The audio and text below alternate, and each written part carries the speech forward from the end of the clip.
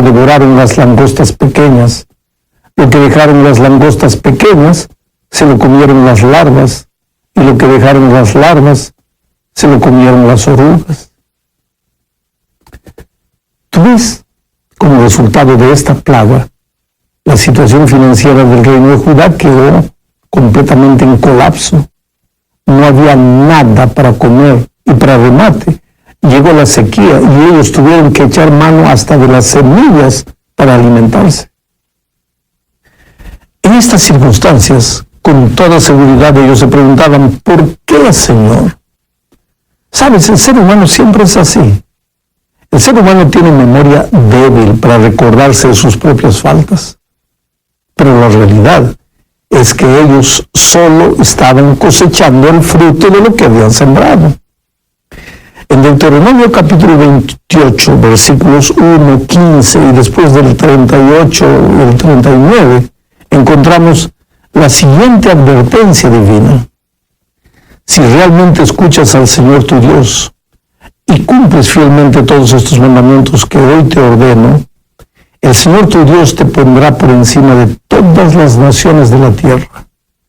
Pero debes saber que si no obedeces al Señor tu Dios ni cumples fielmente todos sus mandamientos y preceptos que hoy te ordeno, vendrán sobre ti y te alcanzarán todas estas maldiciones. Sembrarás en tus campos mucho, pero cosecharás poco, porque las langostas devorarán tus plantíos. Plantarás viñas y las cultivarás, pero no cosecharás las uvas ni beberás el vino, porque los gusanos se comerán tus vides. Y ahora, muchos años después, esta era la triste realidad que Judá, el reino del sur, vivía.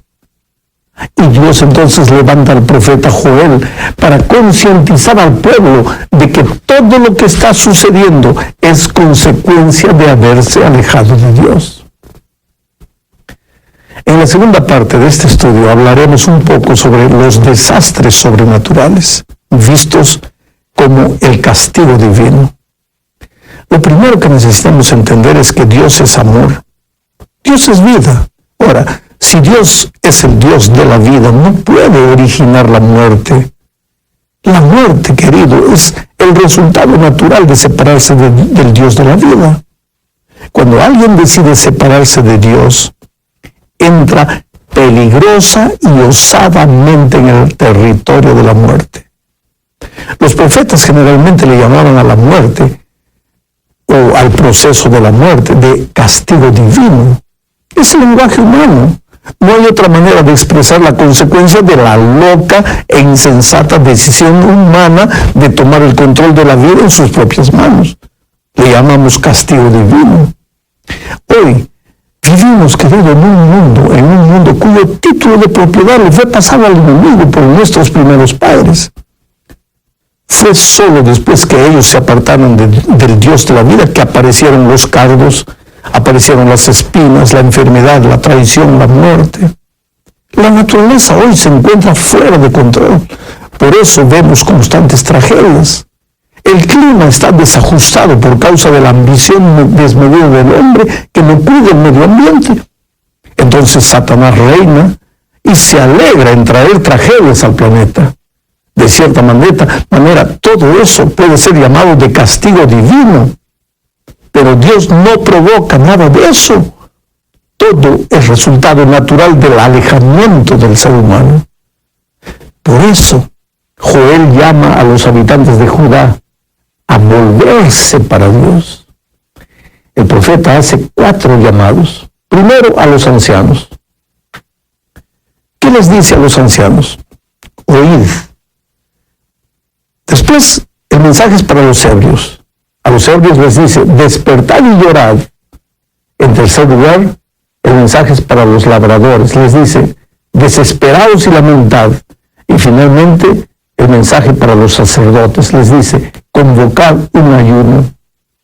Bueno, en estos 4 grupos de personajes están simbolizados todos los habitantes de Judá. Y el profeta llama a todos al arrepentimiento. No hay tiempo que perder. La decisión debe ser inmediata. todos se alejaron de Dios y todos deben regresar si desean vivir bajo la protección divina. ¿Y ahora qué con relación a mí? Por ventura, yo estaré de alguna manera sufriendo las consecuencias de haberme separado de Dios. ¿Y tú, oh querido, si estás sufriendo, vuelve, pero vuelve inmediatamente, porque los brazos de Jesús siempre están abiertos, esperando tu regreso. En la tercera parte de este estudio, veremos una de las promesas más hermosas de la Biblia. Joel capítulo 2, versículo 28, lo voy a leer. Dice así: después de esto derramaré mi espíritu sobre todo el género humano. Los hijos y las hijas de ustedes profetizarán, tendrán sueños los ancianos y visiones los jóvenes. ¿Sabes? El apóstol Pedro en el sermón del Pentecostés relacionó esta profecía de Joel con lo que sucedió en los días de Pedro. Eso está en el segundo capítulo del libro de los Hechos. Ahora, lo interesante es que tanto Joel como Pedro relacionan la lluvia del Espíritu Santo con el día del Señor. Sabemos que el día del Señor para nosotros es la venida de Cristo. Pues lo que la profecía dice es que antes de la venida de Cristo el Señor derramará su Espíritu Santo. Ahora, en el tiempo de Pentecostés, la lluvia temprana del Espíritu fue en medio de señales extraordinarias, lenguas de fuego y el inmediato aprendizaje de nuevos idiomas. ¿Para qué? Para comenzar la obra de la predicación. Y tal vez por eso muchos hoy esperan algún acontecimiento sorprendente, especial, para recibir la lluvia tardía del Espíritu. Pero la verdad es que el Espíritu trabaja de manera silenciosa, casi imperceptible. Comienza convenciendo al Hijo de Dios de las cosas que no andan bien en su vida. Jesús dijo: y cuando Él viniere, convencerá al mundo de pecado, de justicia y de juicio. ¿Quién es el que convence al ser humano de su pecado? El Espíritu. ¿Cuándo la iglesia se volverá a Dios arrepentida? Cuando acepte el trabajo del Espíritu en su vida. Solo entonces la iglesia tendrá poder para salir al mundo y para terminar la misión de predicar el Evangelio. La cuarta parte de este estudio registra los versículos 31 y 32 del capítulo 2 de Joel. Déjame ver, dice así: el sol se convertirá en tinieblas y la luna en sangre antes que llegue el día del Señor, día grande y terrible. Y todo el que invoque el nombre del Señor escapará con vida, porque en el monte Sión y en Jerusalén habrá escapatoria, como lo ha dicho el Señor. Y entre los sobrevivientes estarán los llamados del Señor. Hay varios pensamientos interesantes en estos dos versículos. El primero es que antes de la venida de Cristo habrá señales en los astros. El sol, la luna y las estrellas serán afectados de alguna manera. ¿Sabe? En los tiempos de Joel era lógico, porque las naciones paganas adoraban al sol, a la luna y a las estrellas. Pero ¿y en nuestros días? ¿Por qué? Es que simplemente porque la humanidad no ha cambiado. Continúa depositando su confianza en los astros. Los astrólogos, queridos, están clasificados en el grupo de personas que hacen mucho dinero sin esforzarse mucho. Políticos grandes, gente famosa del cinema, millonarios, gente culta, buscan descubrir su destino en los astros. Entonces, antes de la venida de Cristo, el mensaje divino es que todo esto es obra creada, que no soluciona nada. ¿De dónde viene la salvación? ¿De los astros? No. Joel responde: todo el que invoque el nombre del Señor escapará con vida, porque en el monte Sión y en Jerusalén habrá escapatoria, como lo ha dicho el Señor, y entre los sobrevivientes estarán los llamados del Señor. Este es el segundo pensamiento. Solo en Jesús hay salvación. Y el instrumento que Él usa para llamar a sus hijos de todos los rincones de la tierra es Sión. ¿Qué significa Sión? ¿A qué simboliza Sión? Para saber eso es necesario saber qué cosa era Sión en el Antiguo Testamento. Veamos. De acuerdo con el texto que acabo de leer, Sión es el lugar donde Dios quiere juntar a sus hijos que están esparcidos por todos los rincones del mundo. ¿Cuál es el lugar donde Dios dice hoy que si estuvieran 2 o 3 reunidos en su nombre, allí estará Él? ¿Cuál es ese lugar? La iglesia. Bueno, vamos a otro texto. Salmo 132, versículo 13 dice: el Señor ha escogido a Sión. Su deseo es hacer de este monte su morada. Bueno, yo pregunto, ¿cuál es el lugar de la morada de Dios en esta tierra? La iglesia. Pero vamos a un último versículo. Isaías capítulo 2, versículo 3 dice: muchos pueblos vendrán y dirán, vengan, subamos al monte del Señor, a la casa del Dios de Jacob, para que nos enseñe sus caminos y andemos por sus sendas. Porque de Sión saldrá la enseñanza, de Jerusalén la palabra del Señor. Y yo te pregunto, ¿dónde se enseña hoy la palabra de Dios? Efectivamente, en su iglesia. O sea, Dios está hoy llamando a todas las personas para su iglesia. Inclusive la palabra eclesía en griego, que da origen a la palabra latina iglesia, significa los que fueron llamados. La iglesia, la eclesía, está formada hoy por los que aceptan el llamado de Dios. Yo te pregunto, ¿tú ya aceptaste el llamado? Cuando el día del Señor llegue, ¿dónde estarás tú? ¿En la iglesia o fuera de ella? Llegamos ahora al fin de la lección. El capítulo 3 es un capítulo lleno de esperanza. Veamos lo que dicen los versículos 1 y 2. Capítulo 3 de Joel dice: en aquellos días, en el tiempo señalado, cuando restaure yo la suerte de Judá y de Jerusalén, reuniré a todas las naciones y las haré bajar al valle de Josafat. En aquel día, ¿qué día? Antes de la llegada del día del Señor, en los días del derramamiento del Espíritu Santo de la iglesia, en los días en que el pueblo se arrepienta y arrepentido, su iglesia arrepentida, se haya vuelto a los brazos de Dios y Dios la haya restaurado. En esos mismos días, todas las naciones serán juntadas para el día del juicio. Ahora mira, Apocalipsis presenta este cuadro con otras palabras. Voy a leer aquí.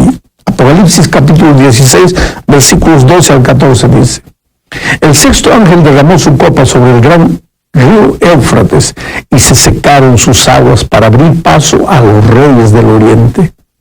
Y vi salir de la boca del dragón, de la boca de la bestia y de la boca del falso profeta 3 espíritus malignos que parecían ranas. Son espíritus de demonios que hacen señales milagrosas y que salen a reunir a los reyes del mundo entero para la batalla del gran día del Dios Todopoderoso. Estos reyes del oriente son Cristo y los millones de ángeles que vienen a llevar al pueblo de Dios. Pero mientras ese día no llegue, Satanás, con 3 mensajes falsos, reunirá a las naciones para la gran batalla final.